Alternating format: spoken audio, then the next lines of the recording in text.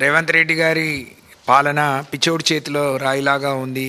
అది ఎప్పుడు ఎవరి మీద ఇదవుతుందో అని చెప్పి అనుకున్నాం, కానీ ఒప్పుకునే ఇవ్వకపోవచ్చు అనుకున్నాం, కానీ నడుస్తున్న వాటిని కూడా ఇవ్వకుండా ఇబ్బంది పెట్టడానికి ఇంత కుట్ర చేస్తాడని, ఇలాంటి పన్నాగం చేస్తాడని మాత్రం నిజంగా ఊహించలేకపోయినాం.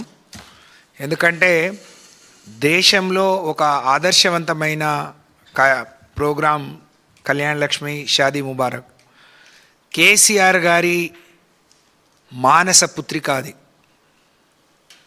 ఇవాళ ప్రవీణ్ కుమార్ సార్ చెప్పినట్టు నోడల్ ఏజెన్సీ నోడల్ మినిస్టర్ మరి పొన్నం ప్రభాకర్ గారైతే ఎస్సీ ఎస్టీ మైనార్టీ అలాగే మహిళా శిశు సంక్షేమ సెక్రటరీ గారికి కూడా వాళ్ళు ఇచ్చారు. ఈ స్కీమ్ పుట్టడానికి ప్రధానమైన కారణం ఇదే. ఈరోజు ములుగు జిల్లాలో ఉన్న భాగ్యతండలో కేసీఆర్ గారి మనసులో పుట్టిన ఆలోచన ఇది. కేసీఆర్ గారు ఉద్యమ సమయంలో ప్రతి పల్లెకు పర్యటిస్తున్న క్రమంలో భాగ్యతండ కాలిపోయింది. మరి ఇప్పుడు సీతక్క గారు మహిళా శిశు సంక్షేమ శాఖ మంత్రిగా గిరిజన బిడ్డగా ఉన్నారు. తను చూడాలి. వారు అన్నట్టు ప్రభుత్వం తరఫున ఎవరైనా ప్రైవేట్ వ్యక్తులు కానీ సంస్థలు కానీ ఏదైనా కోర్టుకి ఇదైనప్పుడు, ఇటువంటి లిటిగేషన్స్ ఉన్న కేసు వేసినప్పుడు అదే రోజు సంబంధిత శాఖ కమిషనర్కు, కార్యదర్శికి, మంత్రులకు కూడా సమాచారం ఇస్తారు. నెల రోజులు అనేక సార్లు సమయం ఇచ్చినా దీని మీద సమీక్షించడానికి, దీనికి కౌంటర్ ఫైల్ చేయడానికి వీళ్ళకు సోయి లేదు అని అంటే వీళ్ళ పరిపాలన మరి ఏ విధంగా ఉందో, మరి పేదింటి ఆడపిల్లల పట్ల వీళ్ళకి ఎంత ప్రేమ ఉందో ఇది ఒక ఉదాహరణ అని మనం చెప్పొచ్చు. ఆ భాగ్యతండ కాలిపోయే క్రమంలో ఒక కుటుంబం మరి కల్పన అనే అమ్మాయి పెళ్లి కోసం దాచుకున్న డబ్బులతో పాటు వస్తువులు కాలిపోయినాయని భార్యాభర్తలు బోరున విలపిస్తుంటే కేసీఆర్ గారు ఆ కల్పన అనే అమ్మాయికి,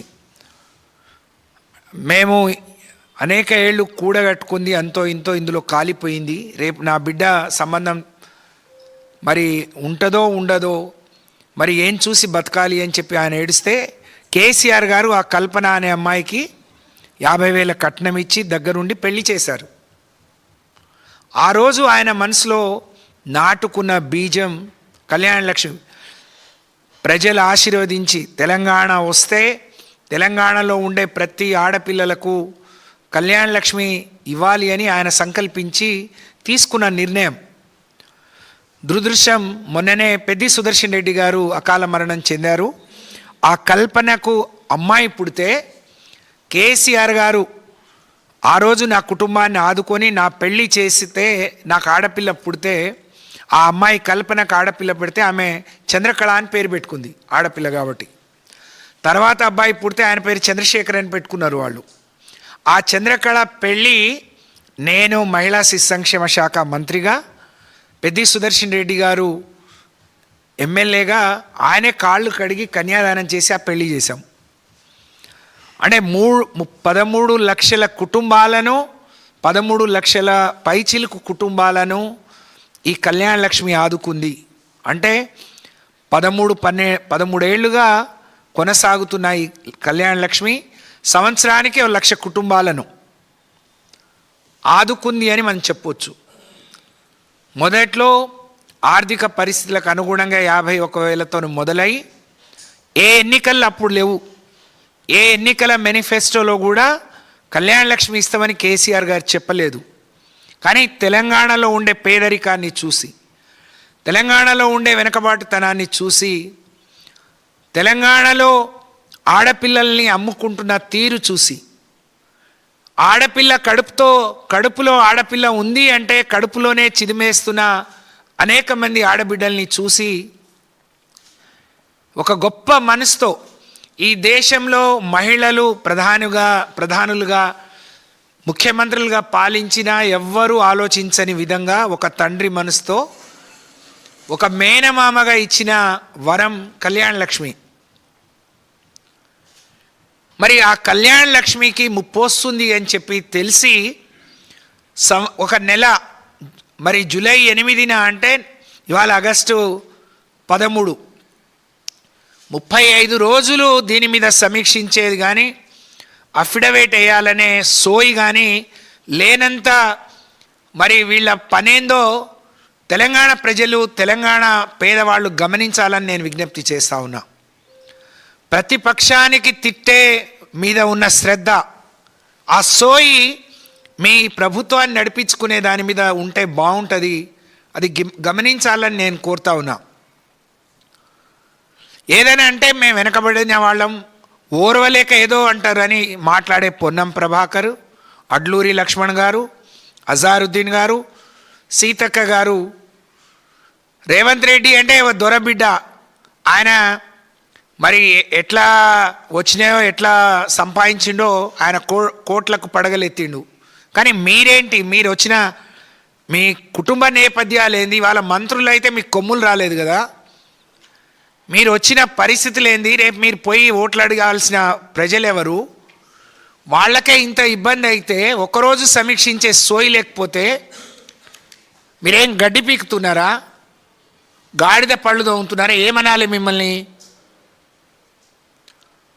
అంటే దీన్ని ఎట్లా ఎగ్గొట్టాలని ఎదురు చూసే రేవంత్ రెడ్డికి ఇదొక సాకులాగా అనిపించినట్టు భావిస్తూ ఉన్నాం.